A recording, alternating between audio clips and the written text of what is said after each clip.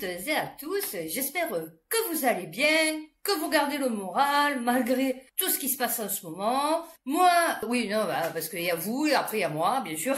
Moi, franchement, je suis encore en maladie, je suis dégoûtée. Oui, non, parce qu'après une lombosciatalgie, hyperalgie, voilà, c'est ce que j'ai eu la semaine dernière. Je suis rentrée en formation le vendredi et le lundi après-midi, j'étais arrêtée encore. Voilà. Là, c'était ma tendinite moyen fessier. Je sais pas pourquoi, voilà. J'ai mon corps, il s'inflamme. Donc, de retourner là-bas, de revoir cette personne avec qui je me suis disputée, de savoir que j'allais me passer encore une semaine avec elle. Voilà. J'ai déclenché en 24 heures une tendinite. Non, il faut le faire. Là, il me reste plus que lundi. Alors, lundi matin, donc demain matin, j'ai rendez-vous pour un IRM. Ils aiment bien nous prescrire des IRM. Moi, j'aime bien parce que mon médecin, je sais pas le vôtre, mais moi, mon médecin, enfin, beaucoup de médecins, quand vous y allez avec vos résultats, ils regardent que le compte rendu. C'est-à-dire que si le mec, il a rien marqué, vous avez rien. Vous voyez, il regarde pas le... Parce qu'en fait, je pense qu'il comprend rien. Je vais prendre rendez-vous avec un rhumatologue de Saint-Joseph. Ma mère m'a donné le sien parce qu'il a l'air pas mal. Et je vais aller voir un neurologue aussi. Et je vais voir... Ouais, non, je vais en voir beaucoup. Je vais faire travailler beaucoup la sécu en ce moment. Enfin...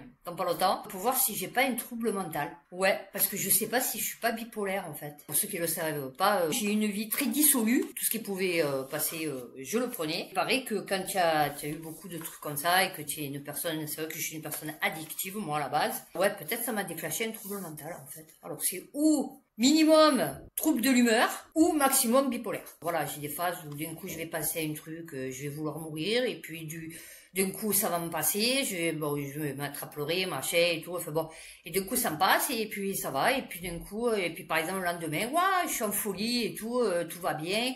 Le soir aussi, coup de moral à zéro et tout, donc bon, voilà, peut-être que voilà, vous avez affaire, vous écoutez une chaîne d'une bipolaire, c'est magnifique la vie. Ah ouais, non, j'adore. Bon, moi je saurai ce que j'ai. Ou en tout cas peut-être ce que j'ai pas. Donc je vais prendre soin de moi un peu, parce que du coup il y a personne qui prend soin de moi. Donc voilà. Donc aujourd'hui, mon débrief de la semaine, voilà, une fois que j'ai fini sur mes problèmes de santé, que vous en avez rien à faire, j'ai énormément de renseignements sur P.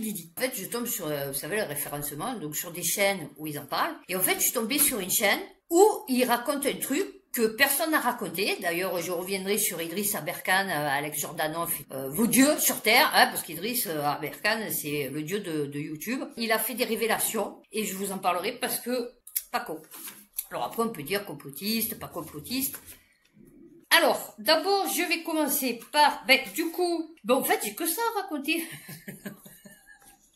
Dans mon débrief de la semaine. Donc du coup, je vais commencer par moi, pour celui, le troll là, qui m'a laissé la dernière fois, ouais, qui est conne, au lieu de se faire des tatouages, il ferait mieux d'acheter des livres.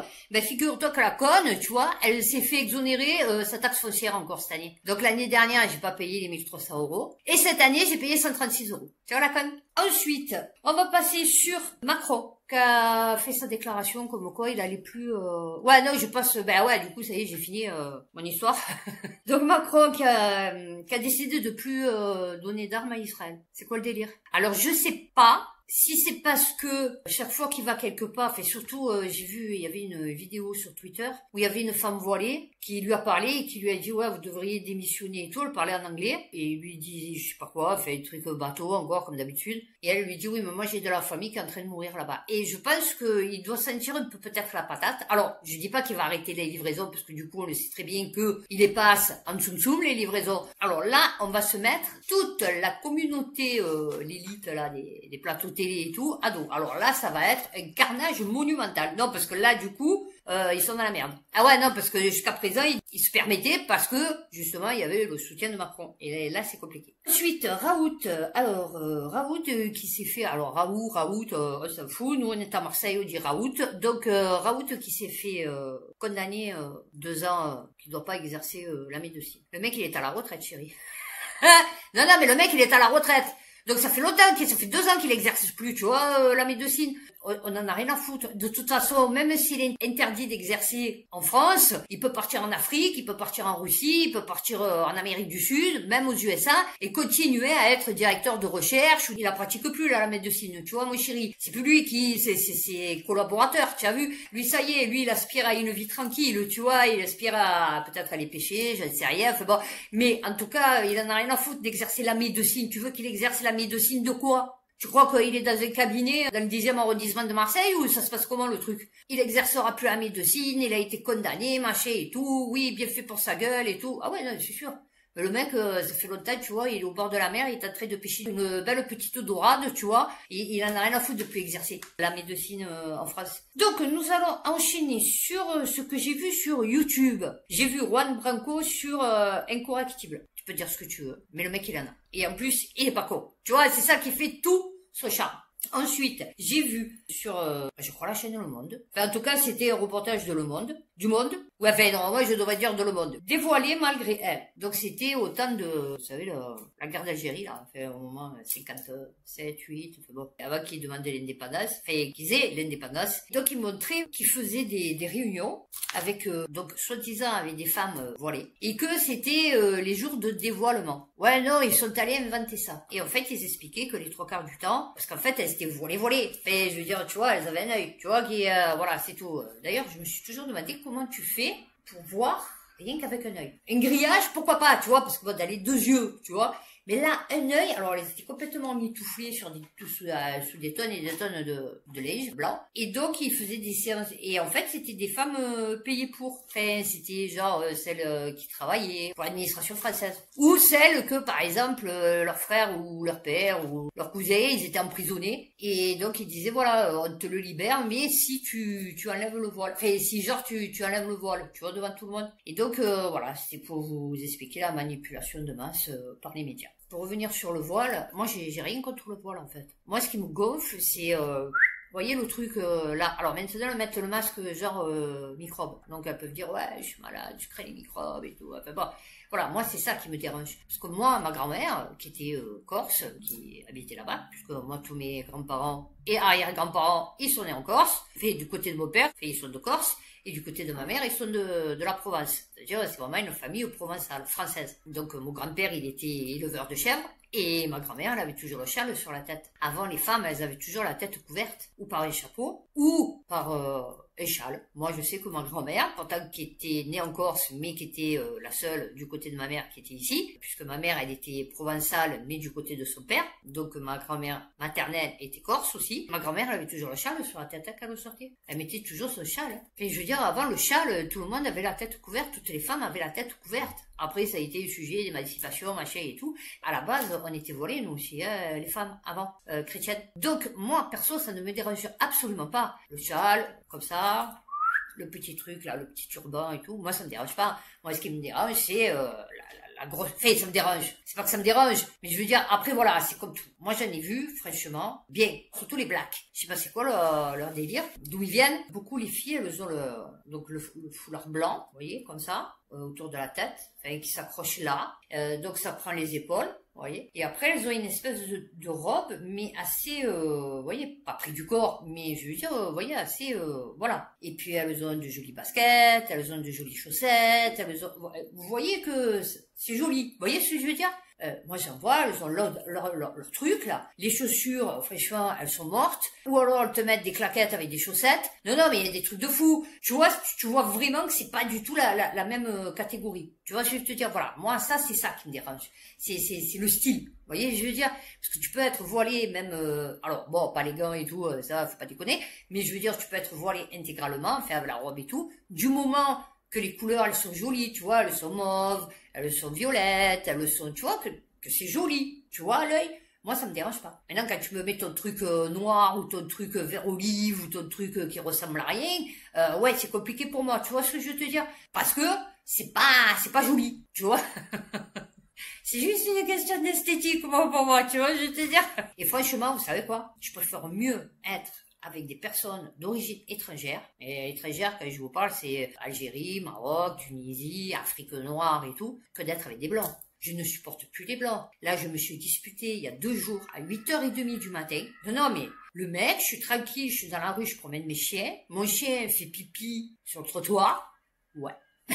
Désolé, bah ouais, il fait pipi sur le trottoir, ouais. Alors il fait pas caca, parce que le caca, ou il va dans le caniveau, ou si des fois, ben ouais, ça lui arrive que bon, parce que ma chienne, elle a 10 ans et elle a eu une compression médulaire. Donc l'arrière-train n'est pas très fonctionnel, tu vois. Donc oui, ça arrive que des fois elle fasse sur le trottoir ou quoi, et bah à ce moment-là, je prends mon sac à caca, je ramasse, ou alors je le pousse avec le pied, ça dépend la texture. Tu vois, je fais attention, j'aime pas les gens qui laissent la merde dans la rue, ou je vais faire promener mon chien, ben, justement, au stade, là, que je vous ai montré dans ma vidéo. Si mon chien fait caca, je le ramasse avec le sac à caca et tout. Fait, je lui dis, oh bon, moi je suis personne, ça va, correct. Ah, mon chien fait pipi, il passe, un vieux, il doit avoir, je sais pas, 80 ans. Ouais, quelle honte de faire pipi son chien sur le trottoir, vous avez pas honte. Mais j'ai rien fait, le mec, je l'ai même pas vu, j'étais de dos, je l'ai même pas vu. Je vous dis, je suis un aimant à connard. Je suis un aimant à connard. Et après, vous voulez que je pète pas un câble. Non, non, mais c'est pour vous expliquer. J'hallucine, je me dis, non, c'est pas possible. J'ai dit, bon matin, j'ai dit, c'est bon, ça y est, ça commence. Donc je lui dis, c'est quoi le problème? J'ai dit, mon chien il fait pipi sur le trottoir. J'ai dit, vous avez vu que vous vivez dans la ville la plus sale de France? J'ai dit, c'est quoi le délire en fait? J'ai dit, vous voyez pas que c'est dégueulasse qu'il y a plein de papiers de partout et tout? Il me dit, oui, justement, les papiers. Enfin, je sais pas ce qu'il me raconte, il me gueule dessus le mec. Non, non, mais un truc de fou. Il me gueule dessus, ouais, les papiers, pas les papiers. Je lui dis, mais les papiers, c'est pas moi qui les jette. Si tu viens me brancher, j'ai moi, mon chien il fait pipi. C'est tout, point barre. Il me dit, ouais, mais il faut leur apprendre à faire pipi dans le caniveau, machin et tout. J'ai dit, oh là là, j'ai dit, c'est bon, tu commences à me gonfler. Ouais, non, parce que tu 80 ans ou que tu 50 ans, pour moi c'est pareil, tu me gonfles en fait. Donc je lui ai dit, tu commences à me gonfler, j'ai dit c'est bon, débranche-moi. Ouais mais quand même, il continue, ouais mais quand même me faire pipi. J'ai dit pourquoi tu fais pas pipi dans la rue toi? Il me dit non. J'ai dit ah ouais, toi tu fais pas pipi dans la rue. Il me dit ouais mais j'ai des problèmes de santé. Et là c'est parti, mais alors complètement en brioche. Non mais je vous jure c'est parti complètement en brioche. Donc je passerai sur pas les gros mots mais les mots un peu argotiques.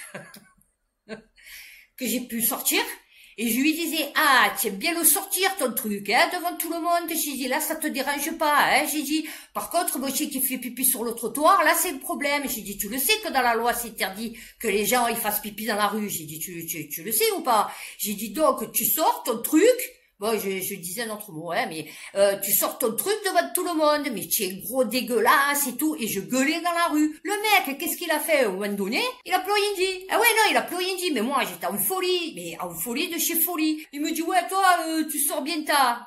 J'ai dit, ah, moi, je la sors pas, devant tout le monde. Je sais par contre, toi, oui. Ça a duré bien 5 minutes, le truc. À mesure, il partait, bien sûr, parce que la tête baissait et tout. Parce que bien sûr, je te l'ai incendié en 5 minutes. Et de loin, je lui ai crié, va chez le docteur si tu as un problème de prostate. Voilà. Et vous voulez que je m'énerve pas, en fait.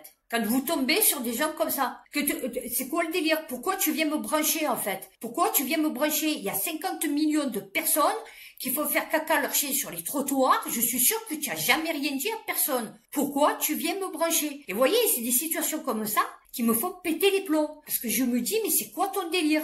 C'est tout. Non, mais c'est pour vous dire. Ensuite, trouble fait. Bon, toutes ces vidéos, hein, bien sûr, puisque bon, le mec, bon, ça va. Divisio et Tariq Ramadan qui ont fait un débat. Voilà, tous les deux.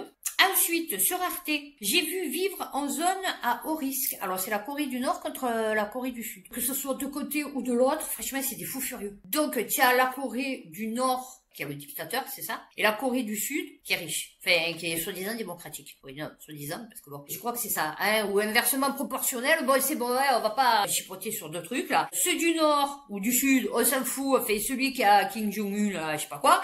Des fois, il enlève les pêcheurs, vous savez, qui soi-disant vont dans ces eaux territoriales. Et en fait, quand ils reviennent, ceux de l'autre camp, ok, les démocrates, eh ben ils les traitent comme des pestiférés. Et toute leur famille, pareil. Enfants, petits-enfants, arrière-petits-enfants. Non, c'est des trucs de malades. Ils font de la propagande. Vous voyez, oui, l'ennemi, machin, en face. Ça fait bon, je veux dire, c'est carrément de la lobotomisation à grande échelle. Alors autant on parle de l'autre, que c'est des fous furieux, mais autant ceux-là, c'est des fous furieux aussi. Et en plus, ils sont arrivés à endoctriner. Parce que les vieux, ils veulent... Parce que c'est le même pays, il a été coupé en deux. Mais c'est un peu comme l'Allemagne de l'Est et l'Allemagne de l'Ouest, quand il y avait le mur de Berlin. Pour eux, ils veulent la paix. Alors que les enfants, plutôt les petits-enfants, parce que bon, les enfants encore, ça va. Mais les petits-enfants, par exemple, eh ben, eux, ils ont été complètement lobotomisés et eux, pour eux, c'est des ennemis. Voilà. Donc après, j'ai vu comme film Rob Peace. Alors, Peace, P-E-A-C-E. Hein. Donc en fait, et je crois que c'est tiré d'une histoire vraie.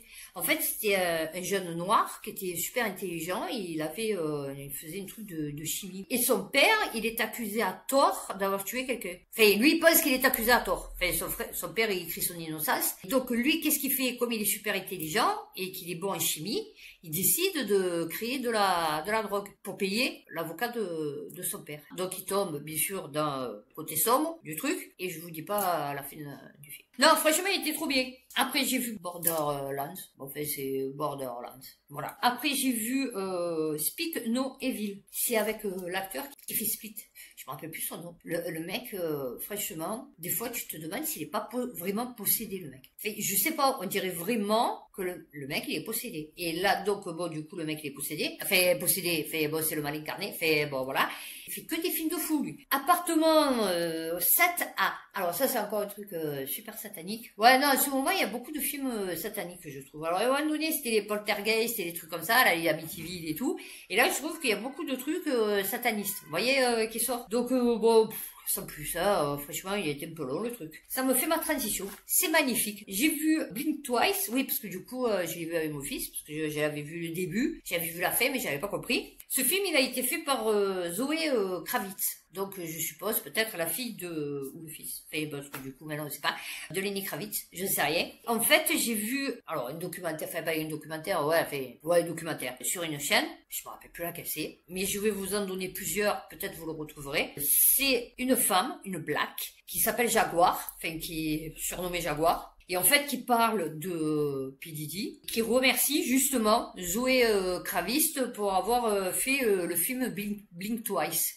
Voilà, donc ça passe direct P. Diddy, du coup, puisque d'après ce que j'ai compris, elle le connaît, enfin je sais rien, enfin vous savez, ça va, ils se connaissent tous de toute façon. Sur P. Diddy, j'ai appris plein de trucs, il y a un truc de fou, et je vais vous expliquer quoi. Déjà, on va commencer par Michael Jackson, parce qu'il faut rappeler le truc quand même. Michael Jackson, qui a été accusé de pédophilie, on n'a jamais retrouvé de vidéo, on n'a jamais retrouvé de photos, on n'a jamais retrouvé de matos, d'accord, des trucs chelous et tout. Soi-disant, il y en aurait eu 2, dont un quand même, dont il a soigné le cancer. Non, parce que le mec, il était cancéreux, il allait crever. Il y avait aucune preuve, et ils l'ont descendu en flèche. Je vous parle de ça parce que, à la fin, vous verrez de mon développement pourquoi je vous dis ça. Et c'est vrai que Michael Jackson, c'était le noir, enfin noir-blanc du coup, parce que la star la plus connue interplanétaire, quoi. Enfin, je veux dire, tu vois, dans l'univers, on sait qui c'est Michael Jackson. Et Michael Jackson, il brassait des milliards et des milliards. P. Diddy. Bon, là, officiellement, il y a 120 victimes, et je crois qu'ils en ont à 4000, enfin bon.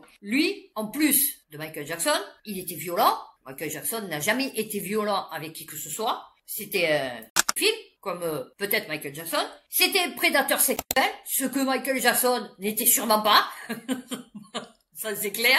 Et ça pendant 30 ans. Ok, ça c'est la base. Donc j'ai regardé l'émission avec Idriss Aberkan, Alex Jordanov et Carl Zero qu'on ne voit pas, puisque du coup il part au début, il revient à la fin. Parce qu'Idriss Aberkan, il fait des sujets, mais en fait il comprend pas une rame dans le rap. Et donc il reçoit une question à la fin de son truc qui parle de Diageo. Donc il lui dit, Idriss Aberkan, Alex Jordanov, le dieu du rap, je ne sais rien, enfin bon, il est au courant de tout lui. Il lui dit oui, et l'histoire avec Diageo. Donc Alex Jordanov, il dit ouais, avec Diageo, il y a rien à dire et tout. Bon, franchement, je vois pas ce que Diageo vient faire dans l'histoire. Et il coupe court. Sauf que dans une vidéo que j'ai vue, donc c'est sur Marcus Dia TV. Alors, je sais pas ce qu'il fait ce mec. J'ai vu que cette vidéo, donc je sais pas c'est quoi son film, son projet, enfin bon voilà.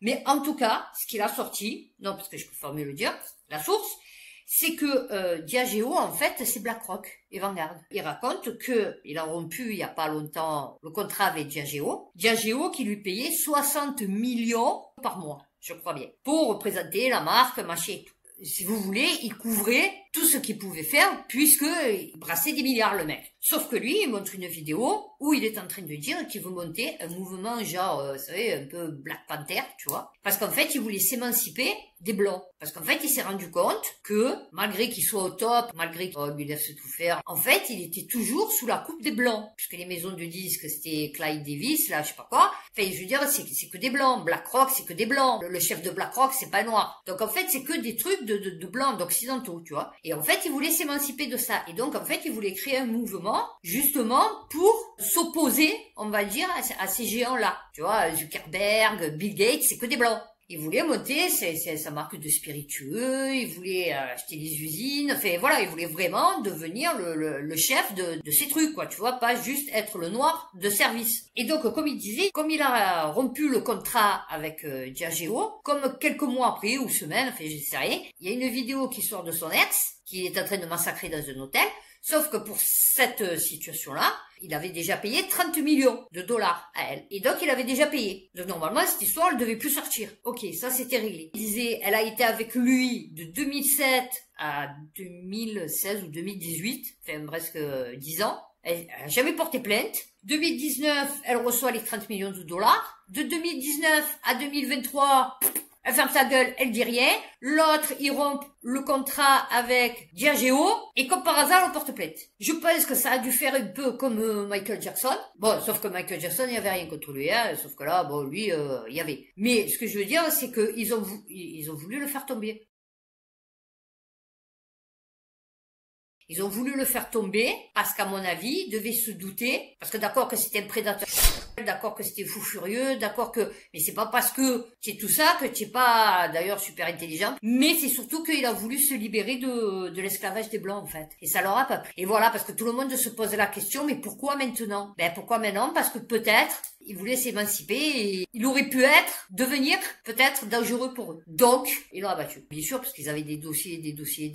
Et bien sûr, ils sortent tous les dossiers. Ça va devenir du n'importe quoi, hein, comme d'habitude. Pour ceux que ça intéresserait, parce que du coup, c'est quand même intéressant de voir tous les dessous et d'avoir tous les sons de cloche, de regarder la chaîne, alors, iconique, Hyconiq. Lui, franchement bien, il parle bien, il s'exprime bien, il est correct et tout. Franchement, on comprend quand il parle. Enfin bon, c'est un black. Il y a Netizen TV officiel, où j'ai vu aussi, ils t'apprennent depuis qu'il est petit, bébé, sa biographie. Rap Daily France, Daily comme Dailymotion, la chaîne. YouCrime, là où j'ai récupéré donc tout ça. Donc du coup, ça serait BlackRock et Vanguard qui auraient fait tomber PDD. Et là, c'est sur Marcus Dia TV.